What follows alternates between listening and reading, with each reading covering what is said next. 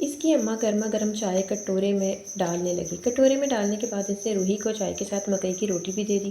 تھوڑی سی روٹی کھانے کے بعد روحی اپنا پراندہ پیچھے کرتی حاجرہ کے ساتھ کھیتوں کی طرف نکل گئی۔ ساگ توڑتے ہوئے ایک دوسرے کے ساتھ مستیاں بھی کر رہی تھیں۔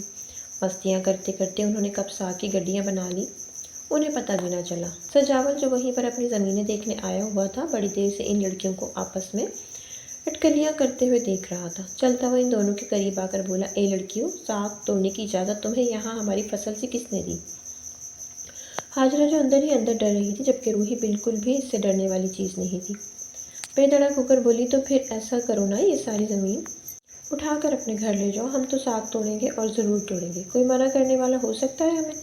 اپنے دونوں ہاتھ کمر پر باندھتی ہوئی وہ سیدھی سجاول کے دل میں اترنے لگی۔ سجاول، جس نے آنکھوں پر کالا چشمہ پہن رکھا تھا، ایک دم سے پیچھے ہٹا۔ وہ اس نازک سی کلی کو دیکھنے لگا، روحی کافی شرارتی دکھائی دے رہی تھی۔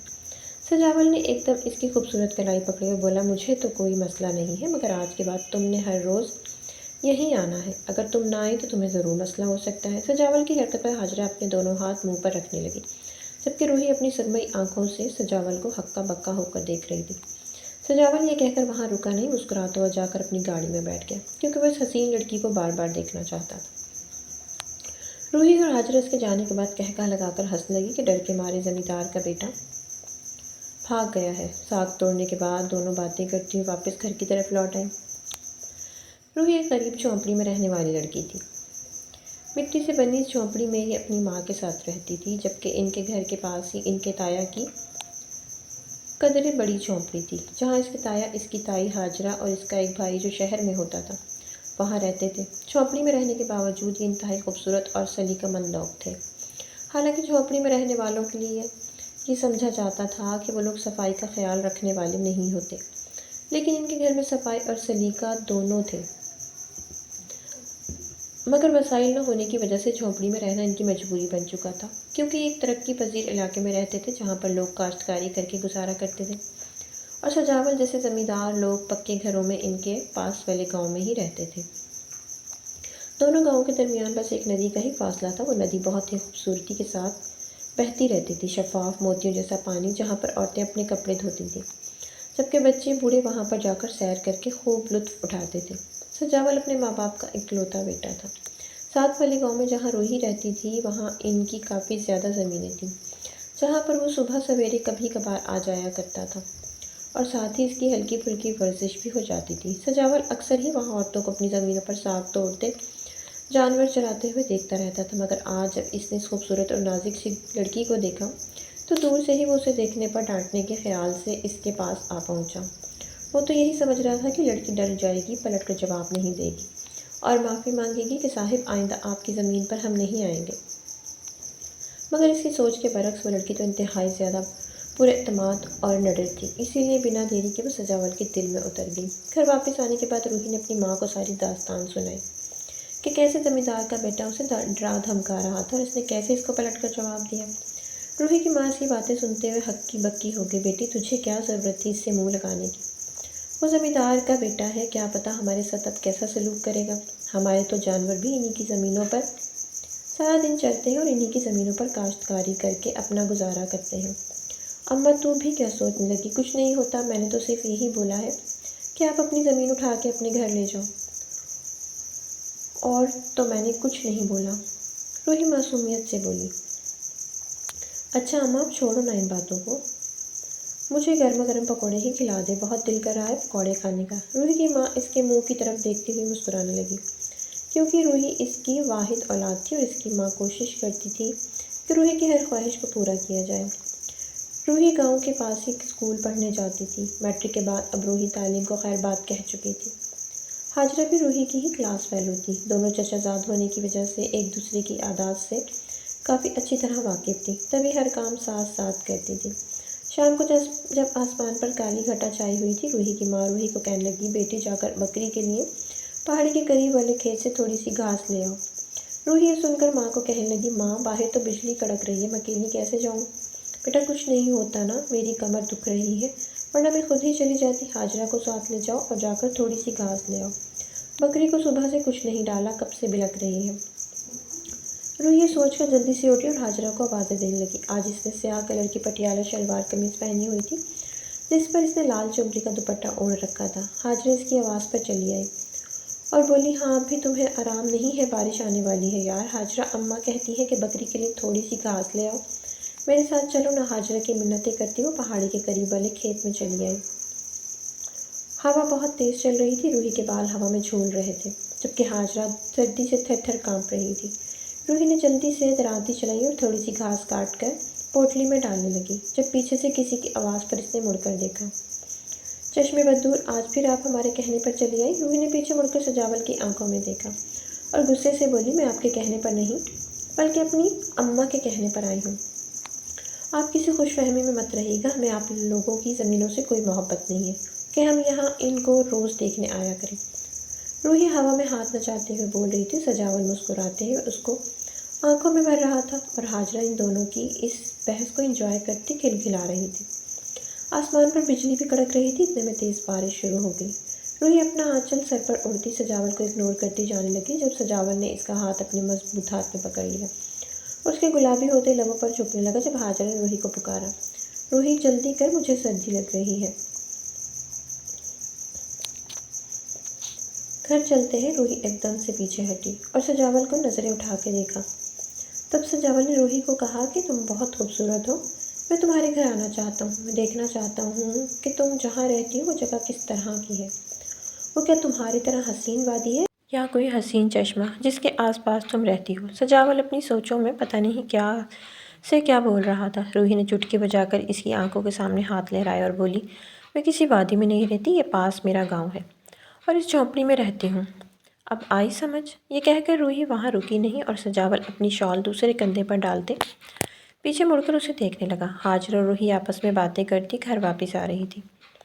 جب ہاجرہ نے روحی کو کہا، روحی مجھے لگتا ہے سجاول نا زمیندار کا بیٹا تجھے پسند کرنے لگا ہے۔ روحی نے ہاجرہ کی طرف دیکھتے ہوئے کہا، ہاں نی ہٹ پرے، چلی ایسے لوگ کسی سے محبت نہیں کر سکتے، یہ تو بس ویسے ہی ہم جیسی شریف لڑکیوں کو دیکھ کر پھنسانے کی کوشش کرتے ہیں۔ ہاجرہ اور روحی اب مکمل طور پر بھیگ چکی تھی۔ جلدی جلدی گھر آ کر روحی اپنی جھونپڑی میں بنے کمرے میں گھس گئی اور جا کر کپڑے چینج کرتی اپنے بستر میں بیٹھ گئی۔ روحی کی ماں روحی کے لیے چائے کٹورے میں ڈال کر لائی اور پوچھنے لگی، بیٹی آج پھر تجھے ذمہ دار کا بیٹا تو نہیں ملا؟ روحی کچھ سوچ کر بولی، نہیں اماں، آج وہ نہیں آیا، اور پھر اپنی کتاب اٹھا کر پڑھنے لگی۔ بظاہر تو روحی کتاب پڑھنے میں مصروف تھی، مگر اس کی سوچیں مسلسل سجاول کی باتوں کی طرف جا رہی تھیں۔ پہلی بار تو اس نے سب کچھ اتفاق سمجھا تھا، مگر آج پھر جب سجاول اس کو ملا، اس کی آنکھوں میں محبت کی چمک روحی کو نظر آئی تو روحی بھی اب بے چین ہونے لگی۔ دوسری طرف سجاول جو گھر کا لاڈلا اور اکلوتا بیٹا تھا، خاندان کی نہ جانے کتنی لڑکیوں کے رشتے اس کے لیے آ چکے تھے، مگر ابھی تک اس نے کسی کے لیے بھی حامی نہیں بھری تھی۔ حالانکہ اس کی امی جان اس کو روز ہی شادی کے لیے منانے کی کوشش کرتی تھی۔ آج بھی سجاول جب گھر آیا تو اپنے کمرے میں جا کر وہ بیڈ پر لیٹ گیا۔ وہ مسلسل اس کانچی گڑیا سی لڑکی کو سوچ رہا تھا جو چھوٹی سی اور انتہائی خوبصورت تھی، جس کی کمر لچکدار اور پتلی سی تھی۔ روحی کو دیکھ کر سجاول کا دل کرتا تھا کہ اس کو اپنی باہوں میں اٹھا کر لے جائے۔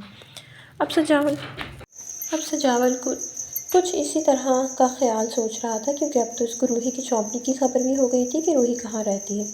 سوچتے سوچتے وہ مسکرانے لگا۔ آج رات سب کے سونے کے بعد سجاول اپنی گاڑی دوسرے گاؤں کی جانب موڑے نہر کے پاس جا کر رک چکا تھا۔ چلتا ہوا قریب بنی جھونپڑیوں کی طرف گیا، عین اس جگہ پہنچا جہاں روحی اشارے سے بتا رہی تھی کہ اس کی جھونپڑی ادھر ہے، بڑے سے صحن میں جس کی چار دیواری نہیں تھی۔ داخل ہوتے ہوئے سجاول ڈر رہا تھا۔ اپنے اثر و رسوخ سے ہی وہ یہ تو پتہ کروا چکا تھا کہ روحی اپنی ماں کی اکلوتی بیٹی ہے اور اس کی ماں اکیلی رہتی ہے، اس لیے وہ زیادہ گھبرایا ہوا نہیں تھا۔ چھوٹی سی چار دیواری جہاں پر وہ کھانا پکاتے تھے، اس کے پاس کھڑے ہو کر وہ جھونپڑیوں کا جائزہ لینے لگا۔ جب وہاں رکا، ایک گلاس سجاول کا ہاتھ لگنے سے نیچے گر گیا۔ گلاس کی آواز اونچی تھی جو اندر سوئی ہوئی روحی کی ماں کے کان میں پڑی۔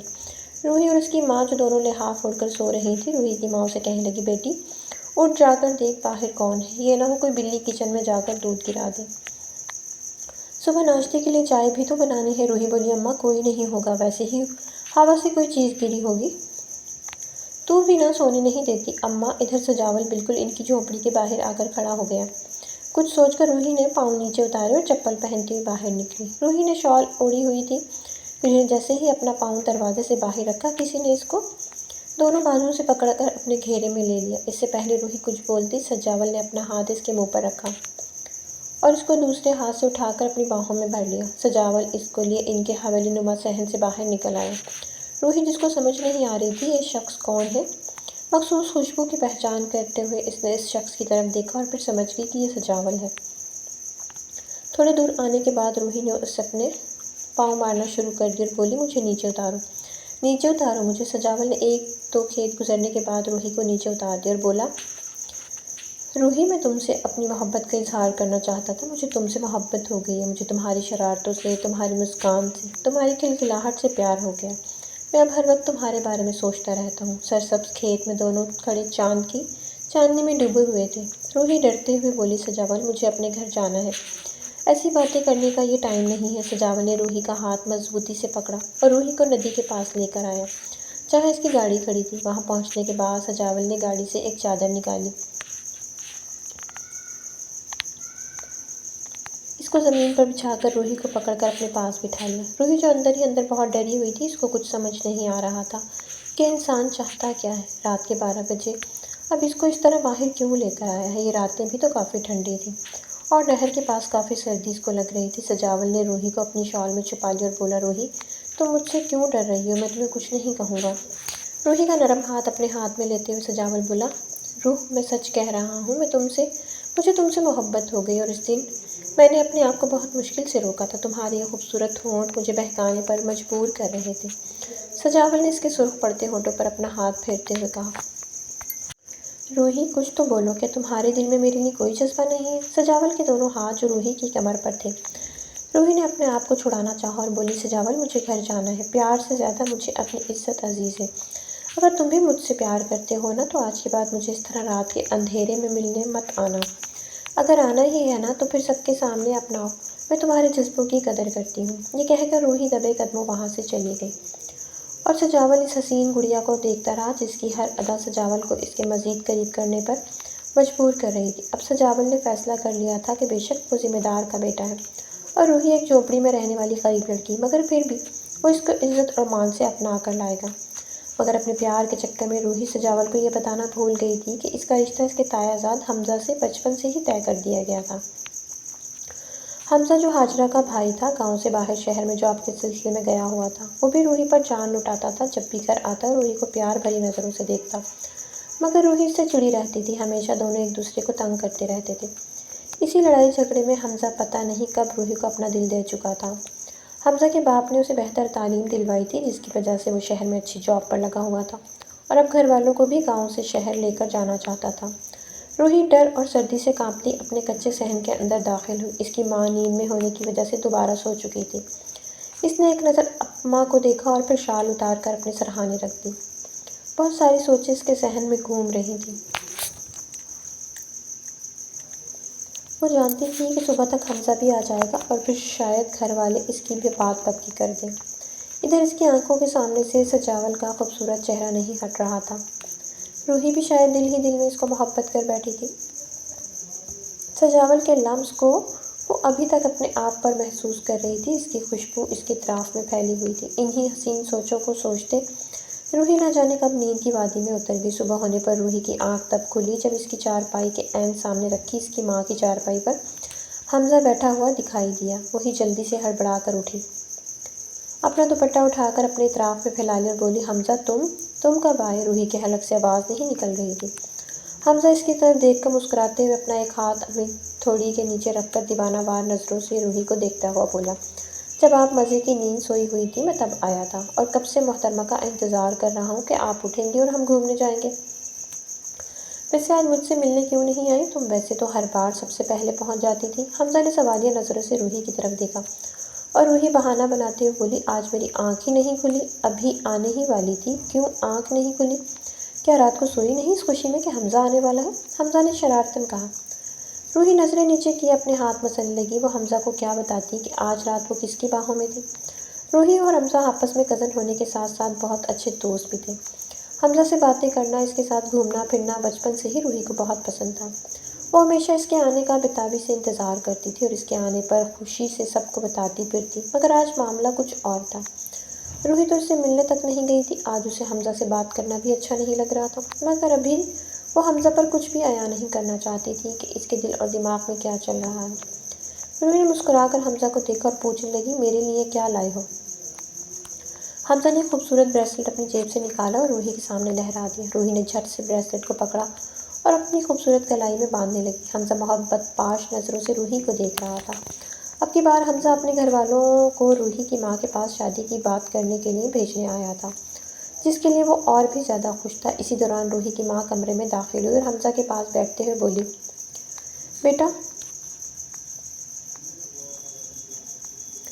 بیٹا شکر ہے تم آ گئے ہو، کچھ لکڑیاں کاٹ کے دے دو، آج شام تمہاری دعوت ادھر ہی ہے، اپنے ہاتھ کی بریانی کھلاؤں گی تجھے، جس کی ہمیشہ فرمائش کرتے ہو۔ روحی کی ماں حمزہ کو پیار کرتے ہوئے بولی۔ حمزہ اپنی چچی کی پیار بھری باتیں سن کر مسکرانے لگا اور بولا، کیوں نہیں چچی، آپ کو جو کام بھی ہو بلا جھجک مجھ سے کہہ دیا کریں۔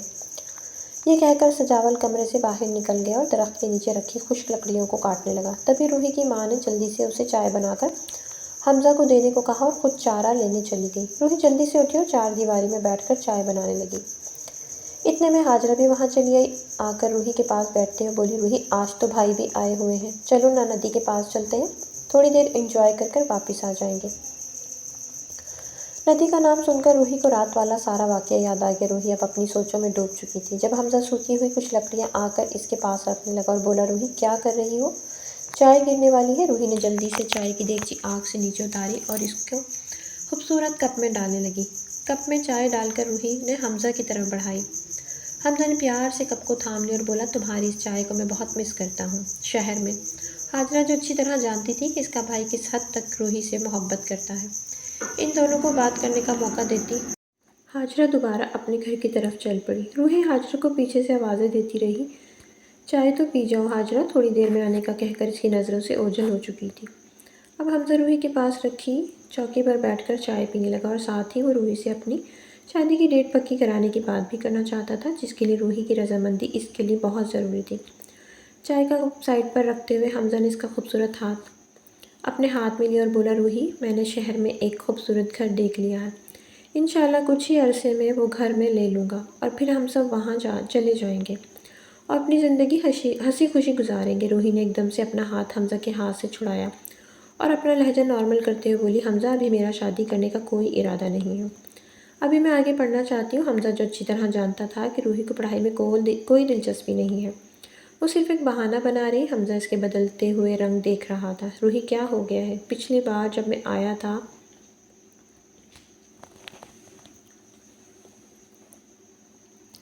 تب تو تم نے ایسی کوئی بات نہیں کی تھی، تب تو تم کہہ رہی تھیں کہ کب میری اماں سے بات کرو گے، اور آج جب میں پوری تیاری کے ساتھ آیا ہوں تو تم کہہ رہی ہو کہ تمہیں آگے پڑھنا ہے۔ اگر تمہیں آگے پڑھنا ہے نا تو شادی کے بعد پڑھ لینا، میں تمہیں نہیں روکوں گا۔ حمزہ نے دو ٹوک لہجے میں روحی کو کہا اور پھر حاجرہ کو آوازیں دیتا ہوا روحی کو ساتھ لیے ندی پر آ چکا تھا۔ روحی جس کا منہ اترا ہوا تھا، حمزہ بار بار اس کے منہ کی طرف دیکھ رہا تھا۔ اس نے روحی کا ہاتھ پکڑ کر گیلی مٹی پر چلنا چاہا، مگر روحی کی نظریں آگے پیچھے بھٹک رہی تھیں، شاید وہ کسی کو تلاش کر رہی ہو۔ آج سجاول وہاں نظر نہیں آ رہا تھا۔ حاجرہ اپنے ساتھ ٹوکری میں باغ سے اتار کر تازہ پھل لائی ہوئی تھی، جو کاٹ کر کھانے لگی۔ روحی جس کو کوئی ہوش نہیں تھا، وہ بس اپنی ہی سوچوں میں گم تھی۔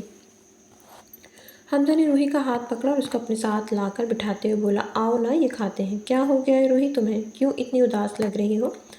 حمزہ نے اس کا ہاتھ اپنے ہاتھ میں مضبوطی سے پکڑا ہوا تھا، جب سجاول اپنی گاڑی سے نکلتے ہوئے دور بیٹھی روحی کو دیکھ رہا تھا۔ سجاول غصے سے اپنی مٹھیاں بھینچنے لگا، کیونکہ حمزہ روحی کے کافی قریب ہو کر بیٹھا ہوا تھا۔ سجاول کو یہ کہاں منظور تھا کہ کوئی اس کی روحی کی طرف نظر بھی اٹھا کر دیکھے۔ سجاول چلتا ہوا ان دونوں کے قریب آیا، حمزہ کا ہاتھ روحی کے ہاتھ سے چھڑاتے ہوئے کہنے لگا، کون ہو تم؟ چھوڑو اسے۔ سجاول کی نظریں پاس بیٹھی ہوئی حاجرہ پر پڑی۔ حاجرہ اٹھ کر کھڑی ہو چکی تھی، جبکہ حمزہ ناسمجھی کے عالم میں سجاول کو دیکھ رہا تھا۔ میں تو اس کا منگیتر ہوں، تم کون ہو؟ حمزہ نے بھڑکتے ہوئے جواب دیا۔ حمزہ کے منہ سے منگیتر کا لفظ سنتے ہی سجاول نے قہر بھری نظروں سے روحی کی طرف دیکھا۔ روحی اب اپنی نظریں جھکا چکی تھی اور اپنا ہاتھ حمزہ کے ہاتھ سے چھڑاتی بھاگتے ہوئے اپنے گھر واپس آ گئی۔ سجاول اسی قہر اور غصے کے ساتھ گاڑی میں جا کر بیٹھ گیا اور حمزہ دبے قدم گھر واپس لوٹ آیا۔ حاجرہ جو بہت زیادہ گھبرائی ہوئی تھی، حمزہ کے پیچھے پیچھے وہ بھی گھر چلی آئی۔ گھر آ کر روحی نے اپنے کمرے کا دروازہ زور سے بند کر دیا۔ حاجرہ جلدی سے دوڑتی ہوئی اس کے کمرے کے باہر آ کر کھڑی ہو گئی اور اس کو آوازیں دینے لگی، روحی دروازہ کھولو، روحی۔ اتنے میں روحی کی ماں چلتی ہوئی آئی اور حاجرہ سے پوچھنے لگی، بیٹی کیا بات ہے؟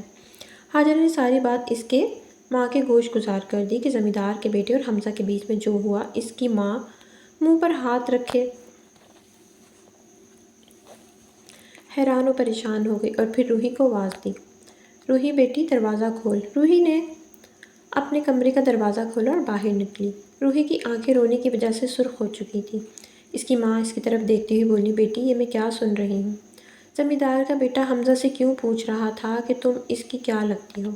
اسے کیا لگے ہمارے ساتھ، حمزہ تو تمہارا منگیتر ہے۔ اماں مجھے اس بارے میں کچھ نہیں پتہ۔ روحی نے اپنی ماں کو کوئی جواب نہیں دیا اور منہ دھونے کی غرض سے غسل خانے کی طرف چل پڑی۔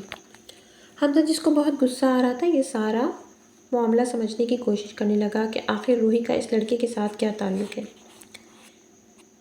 اسی طرح سوچتے سوچتے بہت زیادہ رات ہو گئی اور حمزہ سونے کے لیے چھت پر چلا گیا۔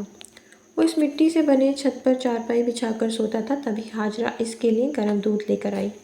تبھی حمزہ نے حاجرہ کو روحی کو چھت پر بلانے کے لیے بھیجا، کہا۔ حاجرہ نے نیچے جا کر روحی کو چھت پر لے آئی۔ حمزہ روحی کے پاس آ کر گراتے ہوئے بولا، کیا تعلق ہے تمہارا اس لڑکے سے؟ روحی جس کا سانس اٹک رہا تھا وہ اچھی طرح جانتی تھی کہ حمزہ اس کے لیے کتنا جنونی ہو رہا ہے۔ کچھ نہیں، وہ تو ویسے ہی پوچھ رہا ہوگا، میرے سے کوئی تعلق نہیں ہے، روحی ڈرتے ہوئے بول رہی تھی۔ حاجرہ جن دونوں کی گفتگو سن رہی تھی، حمزہ نے ہاتھ کے اشارے سے اس کو نیچے جانے کا کہا اور روحی کو پکڑ کر اپنے قریب کر لیا، اتنے قریب کہ روحی کو لگ رہا تھا جیسے اس کی پسلیاں ٹوٹ جائیں گی۔ حمزہ نے اس کو خود میں بھیجتے ہوئے کہا، یہ بہت اچھی بات ہے روح کہ تمہارا اس کے ساتھ کوئی تعلق نہیں ہے، اگر کوئی تعلق ہوتا نا تو میں ابھی اسی وقت اپنے ہاتھوں سے تمہارا گلا دبا دیتا۔ یہ کہہ کر اس نے ایک جھٹکے سے روحی کو خود سے دور کر دیا۔ روحی، یار روحی نم آنکھیں اٹھا کر حمزہ کو دیکھنے لگی، جبکہ حمزہ رخ موڑ چکا تھا۔ انہی نم آنکھوں کے ساتھ روحی چھت سے نیچے آ گئی۔ اب اس کو سجاول کی بہت زیادہ یاد آ رہی تھی۔ وہ روتے روتے روحی پتہ نہیں کب سو گئی۔ حمزہ اس کی آنکھوں سے نیند اڑ چکی تھی، لیٹے ہوئے آسمان پر چاند کو تک رہا تھا۔ اس کے دل میں روحی کے لیے بے انتہا محبت تھی۔ وہ ان ساری باتوں سے انجان تھا کہ سجاول بھی اس کی روحی پر محبت کی نظریں رکھے ہوئے ہے۔ حمزہ کو روحی کے ساتھ دیکھنے کے بعد سجاول گھر جا کر اپنی ماں سے رشتے کی بات کر چکا تھا، تو اس کی ماں ہرگز اس لڑکی کا رشتہ کرنے سے انکاری تھی، کیونکہ یہ غریب جھونپڑی میں رہنے والی لڑکی اور اس کا بیٹا جو اتنے زیادہ رقبے پر پھیلی ہوئی زمینوں کا وارث تھا، وہی روحی جیسی معمولی لڑکی کے لیے سجاول کی ماں کبھی راضی ہونے والی نہیں تھی۔ سجاول اپنے گھر والوں سے بغاوت کرنے کا پکا ارادہ کر چکا تھا۔ بہت زیادہ سوچنے سمجھنے کے بعد اس نے گھر سے اپنا سامان اٹھایا اور گاڑی نکال کر روحی کے گھر کی راہ لی۔ ندی کے پاس آ کر اس نے اپنی گاڑی اسی جگہ روکی اور خود چلتا ہوا روحی کی اسی جھونپڑی کے جانب چل پڑا۔ وہی لمس اس کو بے چین کر رہا تھا، وہ دوبارہ اس کے قریب جانا چاہتا تھا۔ ان کی جھونپڑیوں کی پچھلی سائڈ پر جا کر سجاول رک گیا، کیونکہ وہ نہایت احتیاط سے اندر جانا چاہتا تھا۔ تھوڑی دیر رکنے کے بعد اس نے اپنے قدم اندر کی جانب بڑھائے۔ اندر جا کر وہ چپکے سے روحی کو اٹھا لایا۔ روحی کی آنکھیں سجاول کو دیکھ پوری طور پر کھل چکی تھی۔ روحی سجاول کو دیکھ کر اس پوری طرح لپٹ گئی۔ سجاول اس کو لے کر حویلی سے باہر نکل آیا۔ روحی اب یہ ڈر تھا کہ حمزہ کہیں اسے نہ دیکھ لے، کیونکہ حمزہ چھت پر ہی تھا، مگر حمزہ شاید سو چکا تھا۔ ندی کے پاس آ کر سجاول نے اس کو باہر بٹھانے کے بجائے گاڑی میں لا کر بٹھا دیا اور وہ چلتے ہوئے دوسری سائڈ پر آ کر گاڑی میں بیٹھا۔ سجاول کی گاڑی میں بیٹھتے ہی روحی آ کر اس سے لپٹ گئی اور بلک بلک کر رونے لگی۔ سجاول کے لاکھ چپ کرانے پر بھی روحی چپ نہیں ہو رہی تھی، بلکہ اور زیادہ روانی سے رونے لگی تھی۔ سجاول نے روحی کے خوبصورت چہرے کو اپنے دونوں ہاتھوں میں قید کر کے اوپر اٹھایا اور اس کے آنسو صاف کرتے ہوئے بولا، چپ کرو میری جان، چپ۔ روحی سسکیاں لے رہی تھی۔ سجاول اس کے آنسو پونچھتا وہ اسے چپ کرا رہا تھا۔ روحی میری جان، کیا ہوا ہے، بولو کیوں رو رہی ہو؟ روحی سجاول کو بتانے لگی کہ حمزہ اس کا منگیتر ہی ہے۔ سجاول جو یہ بات اس دن سننے کے بعد ابھی تک نہیں بھولا تھا، اب اپنا رخ پھیر کر گاڑی سے باہر دیکھنے لگا۔ روحی اس کی اس ادا پر تڑپ اٹھی، کیونکہ وہ جانتی تھی وہ اندر ہی اندر اس سے ناراض ہے۔ روحی نے سجاول کا ہاتھ اپنے ہاتھ میں پکڑ اور بولی، سجاول مجھے بھول جاؤ، ہماری راہیں آج سے جدا جدا ہیں، میں حمزہ کی منگیتر ہوں، حمزہ مجھے کبھی تمہارا نہیں ہونے دے گا۔ سجاول نے نم آنکھوں سے ایک دم روحی کی طرف دیکھا اور بولا، میرے لیے یہ بات کوئی معنی نہیں رکھتی کہ وہ تمہارا کیا ہے، میرے لیے یہ معنی رکھتا ہے کہ تم کس کو اپنی زندگی میں چننا چاہتی ہو، مجھے یا حمزہ کو۔ اگر تمہارے لیے حمزہ ہی سب کچھ ہے تو پھر میں وعدہ کرتا ہوں کہ میں دوبارہ تمہاری زندگی سے دور چلا جاؤں گا۔ مگر روحی، اگر تمہاری محبت میرے قریب ہے، تمہارے جذبے میرے لیے ہیں، تو میں تمہیں ساری زندگی ایسے تڑپنے کے لیے نہیں چھوڑوں گا۔ روحی سجاول کی آواز سن کر دوبارہ رونے لگی۔ قطرہ قطرہ آنسو اس کی آنکھوں سے گرنے لگے تھے، جیسے اس کی آنکھیں یہ التجا کر رہی ہوں کہ اسے صرف سجاول ہی چاہیے۔ سجاول اس کے معصوم چہرے کو دیکھ کر بہکنے لگا تھا۔ اس کی چڑھتی جوانی اور اس کا خوبصورت رنگ روپ سجاول کو تڑپا رہا تھا۔ اتنے قریب رات کے اس پہر روحی کو اپنے پاس محبت سے دیکھتے ہوئے سجاول خود کو روک نہ پایا تھا۔ اس کا دل بغاوت کرنے پر اکسا رہا تھا۔ روحی کے خوبصورت دل پر نظریں گاڑے وہ بالکل مدہوش ہو چکا تھا۔ آج اپنی ساری چاہتیں وہ روحی پر لٹا دینا چاہتا تھا۔ دونوں کی بے پناہ محبت ہر حد سے گزر جانے کا اندیہ دے رہی تھی۔ روحی اس کی تپش زدہ نظروں کو اپنے چہرے اور اپنے اطراف پر محسوس کر رہی تھی۔ روحی بہت ہی حسین فگر کی پتلی کمر والی تھی۔ سجاول نے اپنا ہاتھ اس کی نازک کمر میں ڈال کر اس کو اپنے قریب کر لیا۔ روحی گرم ہوتی سانسیں اس کے چوڑے سینے پر لینے لگی۔ سجاول نے خود کو بے بس محسوس کیا تھا، کیونکہ آج اس کو اپنی محبت ہاتھ سے جاتی ہوئی دکھائی دے رہی تھی۔ کچھ سوچ کر سجاول نے روحی کو گھر جانے کا کہا اور خود گاڑی موڑ کر اپنے گھر جانے لگا، یہ کہہ کر کہ کل روحی کو عزت سے نکاح کر کے لے کر جائے گا اور روحی کو اپنا بنائے گا، چاہے جو مرضی ہو جائے۔ روح اس کی تسلی پر پرسکون ہو کر گھر کی جانب چل دی۔ فجر کی اذان کا ٹائم قریب تھا۔ روح کی ماں اٹھ چکی تھی اور اسی خیال میں تھی کہ شاید روحی وضو کر کے باہر گئی ہے، جبکہ حمزہ روحی کو اس کے بستر پر نہ پا کر پاگلوں کی طرح اس کو یہاں وہاں ڈھونڈ چکا تھا۔ حمزہ بہت زیادہ غصے میں آ چکا تھا۔ روحی کو دیکھنے کے بعد اس سے پوچھنے لگا کہ وہ کہاں تھی۔ روحی نے حمزہ کو کوئی جواب نہ دیا اور جا کر وضو کر کے نماز ادا کرنے لگی۔ نماز ادا کرنے کے بعد روحی نے اپنی ماں سے سجاول کے بارے میں بات کرنا چاہی۔ اس کی ماں جو باہر ناشتہ بنانے میں مصروف تھی۔ روحی اٹھ کر اپنی ماں کے پاس چلی آئی اور پاس آ کر نرمی سے بولی، اماں، میں نے آج تک آپ سے جو مانگا آپ نے مجھے دیا، مگر آج اگر میں آپ سے اپنی محبت کی بھیک مانگوں تو کیا آپ مجھے دے دیں گی؟ روح کی اماں نہ سمجھی سے اس کی بات کو سنتے ہوئے اس کی طرف دیکھنے لگی۔ بیٹی، یہ کیسی باتیں کر رہی ہو؟ سب ٹھیک ہے نا؟ اماں، میں سجاول سے شادی کرنا چاہتی ہوں، نہ کہ حمزہ سے۔ روحی کی یہ الفاظ باہر کھڑا حمزہ سن رہا تھا۔ حمزہ جو رات سے ہی خود کو اس کی رکھوالی کرتے ہوئے تھکا چکا تھا، اس کی بات سن کر جیسے اس کا دل ریزہ ریزہ ہونے لگا۔ آگے بڑھ کر حمزہ نے ایک زوردار تھپڑ روحی پر رسید کر دیا اور روحی کی ماں اپنے منہ پر ہاتھ رکھے حمزہ کو دیکھنے لگی، جو انتہائی غصے میں تھا۔ ہاتھ اٹھانے کے بعد روحی کو بدکردار کہتا وہ وہاں رکا نہیں، اپنا سامان سمیٹا اور شہر کے لیے نکل چکا تھا اور گھر والوں کو یہ بتا چکا تھا کہ اب وہ روحی سے بھی شادی نہیں کرے گا، اس لیے وہ یہ گھر چھوڑ کر جا رہا ہے۔ حمزہ اپنے ساتھ ساتھ اپنے گھر والوں کو بھی لے گیا اور روحی اور اس کی ماں اب ان کچے اور سنسان گھروں میں اکیلی تھی۔ روحی کی ماں اس کو کوس رہی تھی کہ بیٹی، یہ تو نے کیا کر دیا؟ حمزہ تجھ سے بہت محبت کرتا تھا، سجاول کیا پتہ تمہارے لیے واپس آئے گا یا نہیں۔ ماں کی بات سن کر روحی بولی، ماں جو محبت کرتے ہیں وہ بدکردار تو نہیں کہتے اور سجاول ضرور آئے گا۔ روحی اپنے آنسو صاف کرتی یقین سے بولی، شام کے وقت سجاول اپنے گھر والوں کو جیسے تیسے منا کر روحی کے گھر لے آیا۔ روحی اس کو دیکھ کر بہت خوش تھی۔ سجاول کی ماں نے اس کو خوبصورت جوڑا دیا اور اپنے ساتھ لائی ہوئی ایک لڑکی کو روحی کو تیار کرنے کا کہہ کر خود اس کی ماں کے پاس بیٹھ کر کہنے لگی، بہن جی، ہم اپنے بیٹے کے لیے آپ کی بیٹی کا ہاتھ مانگنے آئے ہیں اور ابھی نکاح کر کے ساتھ ہی لے کر جائیں گے۔ پہلے تو ہم بھی اس رشتے کے لیے راضی نہیں تھے، مگر ہمارے بیٹے نے کہا ہے کہ وہ روحی سے ہی شادی کرے گا۔ اگر آپ کی رضامندی ہو تو ہم آپ کو اور آپ کی بیٹی دونوں کو اپنے گھر لے کر جانا چاہتے ہیں، کیونکہ میرا بیٹا آپ کو یہاں اکیلا چھوڑنے کے لیے تیار نہیں ہے۔ سجاول کی ماں کی یہ بات سن کر روحی کی ماں کی آنکھوں میں آنسو آ گئے۔ اپنے آنسو صاف کرتی وہ خوشی خوشی اس رشتے کے لیے مان گئی، مگر پھر کچھ سوچ کر کہنے لگی وہ اپنی بیٹی کے گھر میں کیسے رہ سکتی ہے۔ سجاول جو ان دونوں کی باتیں سن رہا تھا پاس آ کر کہنے لگا، آنٹی آپ کیسی باتیں کر رہی ہیں؟ آپ اگر روحی کی ماں ہیں تو آپ میری بھی ماں ہیں، آپ کا وہاں عزت اور مرتبہ دونوں دیے جائیں گے، جب تک آپ کا دل کرے آپ وہاں رہنا، آپ کو کوئی روک ٹوک نہیں ہوگی۔ روحی کی ماں آگے سے کچھ نہ بولی اور مسکراتے ہوئے سجاول کو دیکھنے لگی۔ ان کے ساتھ آئی اس لڑکی نے روحی کو تراش کر گوہر نایاب بنا دیا تھا۔ خوبصورت تو وہ پہلے ہی بہت تھی،